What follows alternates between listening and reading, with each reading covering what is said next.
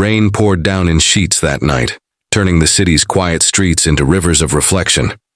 Ethan Cole pulled his truck to the side of the road, squinting through the storm. He was on his way home from a late plumbing job, tired, soaked, and thinking only of his 6-year-old daughter asleep at home.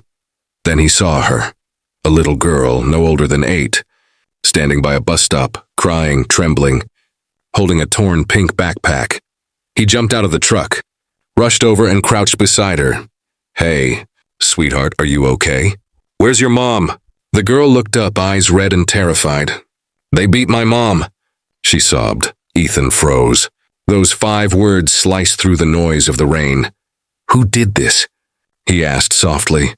She pointed toward an alley across the street. Without thinking twice, Ethan followed her trembling finger. Inside, under the flickering light of a broken street lamp, lay a woman, barely conscious, bruised and clutching her stomach. Her clothes were torn and her face was pale. Ethan rushed to her side, checking her pulse.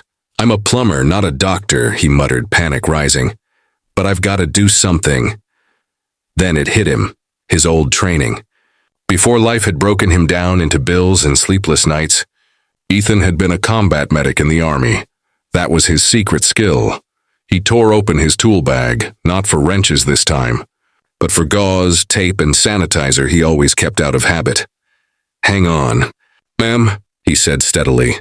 "You're gonna be okay." The girl knelt beside him, clutching her mother's hand. "Please don't let her die," she whispered. "I won't," Ethan promised. And he didn't. He stabilized her breathing, stopped the bleeding, and called for help. By the time the ambulance arrived, the woman was conscious again. She looked at him weakly. "You saved my life," she murmured before passing out. The next morning, Ethan got a call from an unfamiliar number. A gentle but firm voice said, "Mr. Cole, I'd like to thank you personally. This is Victoria Hayes, CEO of Hayes Industries." He froze. The woman he'd saved, the girl's mother, was the Victoria Hayes, one of the most powerful women in the city. Later that day, Ethan and his daughter visited the hospital. The little girl ran into his arms the moment she saw him. "Mom says you're our hero," she whispered. Victoria, still pale but recovering, smiled from her hospital bed. "Ethan, I heard what you did. My driver and I were attacked when we stopped to help someone on the road. Everyone ran except you. You saved my daughter and me." Ethan shook his head humbly. Anyone would have done the same, but Victoria smiled knowingly. No, not everyone would have stopped. She extended an envelope toward him. "This is just a thank you." Ethan tried to refuse, but she insisted. Inside wasn't just money, it was an offer letter. "Hayes Industries needs a new head of facility safety," she said. "Someone who actually cares about people. I think I've found the right man." Months later, Ethan stood on the roof of the corporate building he now helped run. Same humble man, but with a new sense of pride. His daughter laughed beside the CEO's little girl, chasing bubbles in the sunlight. Victoria joined him, her arm still healing. "Funny how life works," she said. "Sometimes the ones who fix broken pipes end up fixing broken lives." Ethan smiled, watching the girls play. "Sometimes all it takes is stopping for someone in the rain." Weeks passed, and life slowly began to settle into something new for Ethan.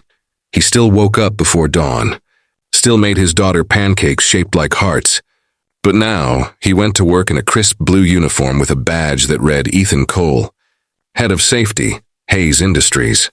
He wasn't used to office life. The hallways smelled like polished marble and fresh coffee instead of metal and grease.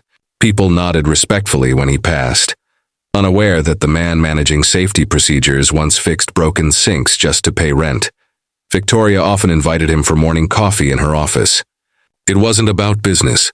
She wanted to talk about life, about her daughter, and about gratitude that never seemed to fade.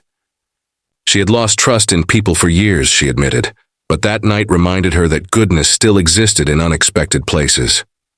Ethan never quite knew how to respond. He just smiled, saying, "You don't need to thank me anymore. Just keep being kind. That's all the world needs." Her daughter, Mia, grew close to Ethan's little girl, Lily. They were inseparable, 2 kids from entirely different worlds, but united by a night of fear that turned into friendship. When Mia had nightmares about that night, Lily would hold her hand and whisper, "My dad's here. He fixes everything." One afternoon, an emergency alarm rang through the Hayes building. Smoke began filling one of the lower floors. Panic rippled through the staff. Ethan, without hesitation, grabbed his gear and sprinted down the stairs, barking orders like he was back in the field. "Everyone stay calm. Follow the exit lights, no running." When he reached the source, he found a short circuit behind an electrical panel that had ignited the insulation. Using a fire blanket and extinguisher, he cut the power and contained the flames before they could spread. Later, as the fire department confirmed everything was safe, Victoria stood before him, tears in her eyes again, but this time, they were from relief. "Twice now you've saved this place," she said quietly. "You don't just protect lives, Ethan. You inspire people." He shrugged, wiping soot from his cheek. "Just doing my job, ma'am," she smiled. "No, you're doing more than that. You remind people that humanity isn't a weakness, it's a strength."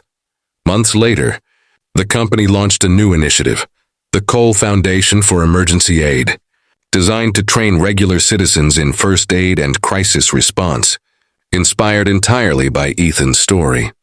When the media tried to interview him, he said only one thing that made headlines across the country. "You don't need a cape to be a hero. You just need to stop when someone needs you." Years passed. Ethan watched the two girls grow up like sisters. Every time it rained, Victoria would smile and say, "If not for that storm, none of this would have happened." Ethan would laugh softly. "Maybe the storm wasn't meant to drown anyone," he'd reply. "Maybe it was meant to bring us together." And in that small circle of lives forever changed by compassion, the world quietly became a little better.